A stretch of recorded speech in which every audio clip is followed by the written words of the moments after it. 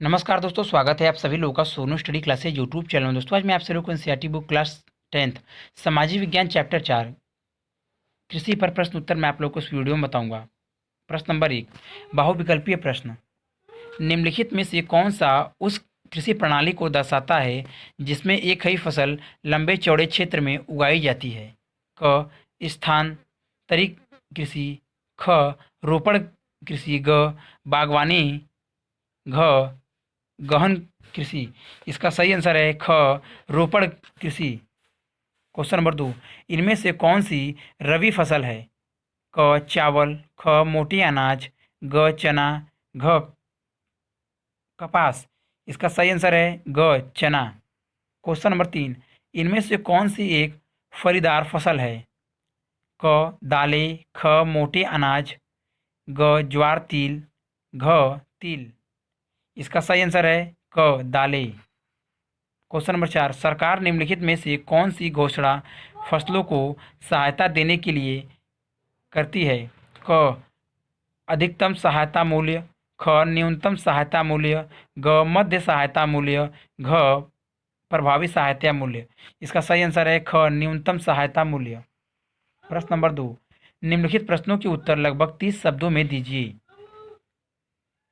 Number 1, एक पेय फसल का नाम बताएं तथा उसको उगाने के लिए अनुकूल भौगोलिक परिस्थितियों का विवरण दें।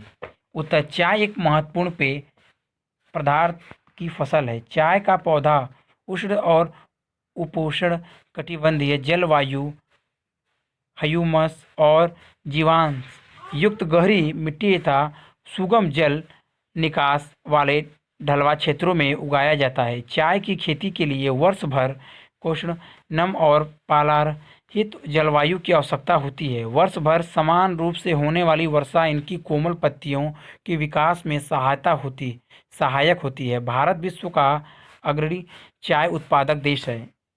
नंबर 2, भारत की एक खाद्य फसल का नाम बताएं और जहां एक जहां यह पैदा की जाती है उन क्षेत्रों का विवरण दें। गेहूं भारत की एक प्रमुख खाद्य फसल है। यह देश के उत्तर और उत्तर पश्चिमी भागों में पैदा की जाती है। देश में गेहूं उगाने वाले दो मुख्य क्षेत्र हैं। उत्तर पश्चिमी में गंगा सतलुज का मैदान और दक्कन का काली मिट्टी वाला प्रदेश। पंजाब, हरियाणा, उत्तर प्रदेश, बिहार, राजस्थान और मध्य प्रदेश के कुछ भाग गेहूं पैदा करने वाले प्रमुख राज्य हैं। नंबर 3, सरकार द्वारा किसानों के हित में किए गए संस्थागत सुधार कार्यक्रमों की सूची बनाएं। उत्तर, सरकार द्वारा किसानों के हित में किए गए संस्थागत सुधार कार्यक्रम निम्नलिखित हैं। नंबर 1, जोतों की चकबंदी। नंबर 2, जमींदारी प्रथा की समाप्ति। नंबर 3, अधिक उपज देने वाले बीजों के द्वारा हरित क्रांति। नंबर 4, पशुओं की नस्ल में सुधार कर दुग्ध उत्पादन में श्वेत क्रांति। नंबर 5, बाढ़, चक्रवात, आग तथा बीमारी के लिए फसल बीमा के प्रावधान। नंबर 6, किसानों को कम दर पर ऋण दिलाने के लिए ग्रामीण बैंकों, सहकारी समिति और बैंकों की स्थापना की गई। नंबर 7, किसानों के लाभ के लिए किसान क्रेडिट कार्ड और व्यक्तिगत दुर्घटना बीमा योजना शुरू की गई। नंबर 8, आकाशवाणी और दूरदर्शन पर विशेष किसान कार्यक्रम प्रसारित किए गए। नंबर 9, किसानों को दलालों की शोषण से बचाने के लिए न्यूनतम सहायता मूल्य की घोषणा सरकार करती है। नंबर 10, कुछ महत्वपूर्ण फसलों के लाभदायक खरीद मूल्य की घोषणा भी सरकार करती है। नंबर 4, दिन प्रतिदिन कृषि के अंतर्गत भूमि कम हो रही है। क्या आप इसके परिणामों की कल्पना कर सकते हैं? उत्तर, भारत में लगातार बढ़ती जनसंख्या के कारण कृषि भूमि में कमी आई है। भूमि के आवासन इत्यादि गैर कृषि उपयोगों तथा कृषि के बीच बढ़ती भूमि की प्रतिस्पर्धा के कारण कृषि भूमि में कमी आई है। भारत की बढ़ती जनसंख्या के साथ घटता खाद्य उत्पादन क्षेत्र देश की भविष्य की खाद्य सुरक्षा पर प्रश्न लगाता है। कुछ अर्थशास्त्रियों को मानना है कि बढ़ती जनसंख्या के कारण घटते आकार के जोतों पर यदि खाद्यान्नों की खेती ही होती रही तो भारतीय किसानों का भविष्य अंधकारमय है। भारत में 60 करोड़ लोग लगभग 25 करोड़ हेक्टेयर भूमि पर निर्भर हैं। इस प्रकार एक व्यक्ति के हिस्से में औसत आधा हेक्टेयर से भी कम कृषि भूमि आती है। इसलिए जनसंख्या नियंत्रित करने की कोशिश करनी होगी, नहीं तो खाद्य संकट उत्पन्न हो जाएगा तथा किसानों की स्थिति दयनीय हो जाएगी। प्रश्न नंबर 3, निम्नलिखित प्रश्नों के उत्तर लगभग 120 शब्दों में दीजिए। नंबर 1, कृषि उत्पादन में वृद्धि सुनिश्चित करने के लिए सरकार द्वारा किए गए उपाय सुझाएं। उत्तर, भारत एक कृषि प्रधान देश है। देश की 60% से भी अधिक लोगों को आजीविका प्रदान करने वाली कृषि में कुछ स्थान संस्थागत तथा प्रौद्योगिक सुधार किए गए जो निम्नलिखित हैं। नंबर 1, जमींदारी प्रथा का उन्मूलन। किसानों के लिए जमींदारी प्रथा एक अभिशाप थी, इसलिए सरकार ने जमींदारी प्रथा को समाप्त करके भूमिहीन काश्तकारों को जमीन का मालिकाना हक दे दिया तथा जोतों की अधिकतम सीमा निश्चित कर दी गई। नंबर 2, खेतों की चकबंदी। पहले किसानों के पास छोटे छोटे खेत थे जो आर्थिक रूप से गैर लाभकारी होते थे, इसलिए छोटे खेतों की चकबंदी कर दी गई। नंबर 3, हरित क्रांति। सरकार ने किसानों को अधिक उपज देने वाली बीज उपलब्ध कराएं, जिससे कृषि विशेषकर गेहूं की कृषि में क्रांतिकारी परिवर्तन आया। इसे हरित क्रांति का नाम दिया गया। नंबर 4, प्रमुख सिंचाई परियोजनाओं का निर्माण। किसानों को पर्याप्त सिंचाई सुविधाएं उपलब्ध कराने के लिए कई छोटी बड़ी सिंचाई परियोजनाएं शुरू की गई। नंबर 5, फसल बीमा। फसलें प्राय सूखा, बाढ़, आग आदि के कारण नष्ट हो जाती थी, जिसके किसानों को बहुत हानि उठानी पड़ती थी। इन आपदाओं से बचने के लिए फसल बीमा योजना शुरू की गई।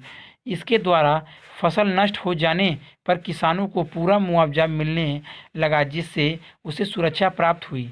नंबर 6, सरकारी संस्थाएं। किसानों को कम ब्याज दर पर ऋण उपलब्ध कराने के लिए ग्रामीण बैंकों, सहकारी समिति और बैंकों की स्थापना की गई। यह संस्थाएं किसानों को महाजनों के चुंगल से बचाती है। रेडियो तथा दूरदर्शन द्वारा मौसम की जानकारी तथा कृषि संबंधित कार्यक्रम प्रसारित किए जाते हैं। नंबर 7, किसानों के लाभ के लिए भारत सरकार ने किसान क्रेडिट कार्ड और व्यक्तिगत दुर्घटना बीमा योजना की शुरुआत की। नंबर 8, किसानों को बिचौलियों के शोषण से बचने के लिए न्यूनतम सहायता मूल्य और कुछ महत्वपूर्ण फसलों के लाभदायक खरीद मूल्य की सरकार घोषणा करती है। नंबर 9, खेती में आधुनिक उपकरणों के उपयोग पर बल दिया जाने लगा। इससे उत्पादन में वृद्धि हुई। नंबर 10, भारतीय कृषि में सुधार के लिए भारतीय कृषि अनुसंधान परिषद व कृषि विश्वविद्यालयों की स्थापना की गई, जिससे कृषि के उत्पादन में वृद्धि हो सके। नंबर 2, भारतीय कृषि पर वैश्वीकरण के प्रभाव पर टिप्पणी लिखें। उत्तर, वैश्वीकरण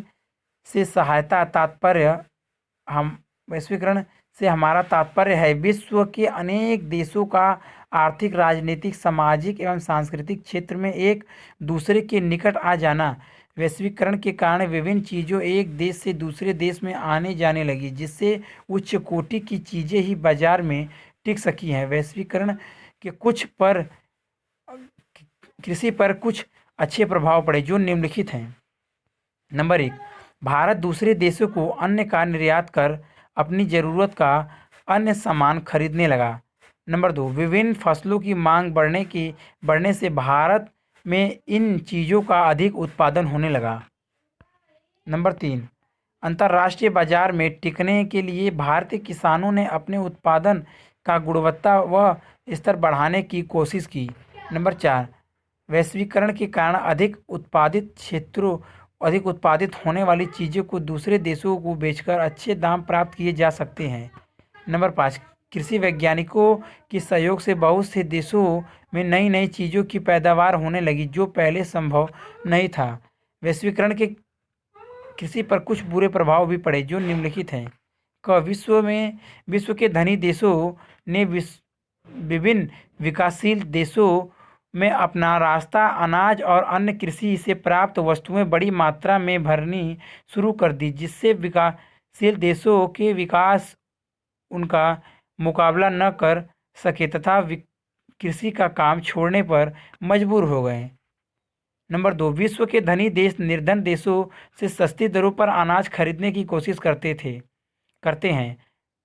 नंबर 3, कृषि के वैश्वीकरण के कारण छोटे किसानों को कृषि कार्य को छोड़ना पड़ा क्योंकि वह अंतर्राष्ट्रीय प्रतिस्पर्धा से में टिक नहीं पाए। नंबर 4, कृषि के वैश्वीकरण ने व्यापारिक कृषि को बढ़ावा दिया। किसानों ने वही वस्तु पैदा की जिसकी बाजार में मांग थी, न कि जनता की आवश्यकता पूरी करने वाली चीज़ों का उत्पादन किया। नंबर 5, कृषि के वैश्वीकरण के कारण ही भारत को लंबे समय तक ब्रिटेन का उपनिवेशक बनकर कृषि पर अतिरिक्त बोझ को वहन करना पड़ा। 1990 के बाद वैश्वीकरण के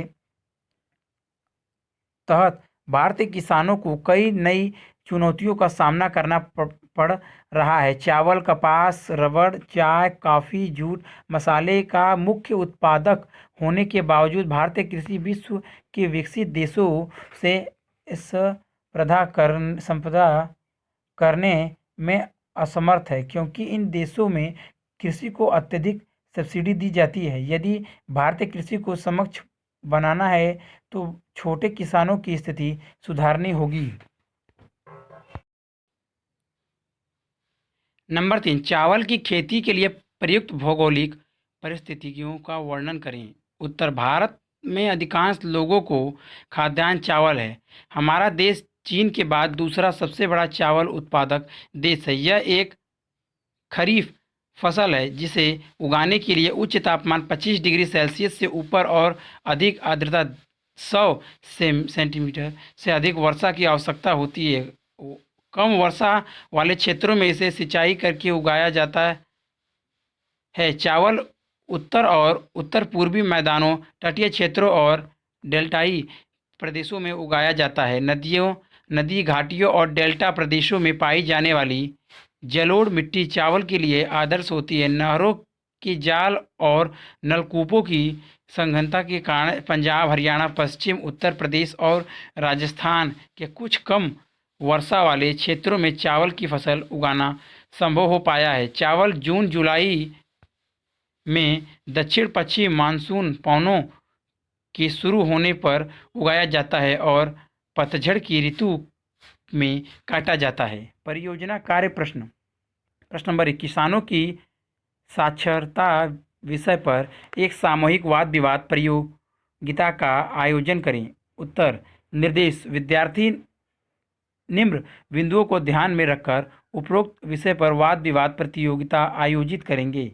भारत में साक्षरता दर, किसानों में साक्षरता दर, इनके अंतर्गत विद्यार्थियों, पुरुषों एवं महिलाओं में साक्षरता दर को अलग अलग ज्ञात करेंगे। साक्षरता दर में कमी के क्या कारण हो सकते हैं और कृषि पर इसके क्या प्रभाव पड़ सकते हैं। प्रश्न नंबर 2, भारत के मानचित्र में गेहूं उत्पादन क्षेत्र दर्शाइए। उत्तर, भारत गेहूं उत्पादक चित्र आप देख लीजिए। मानचित्र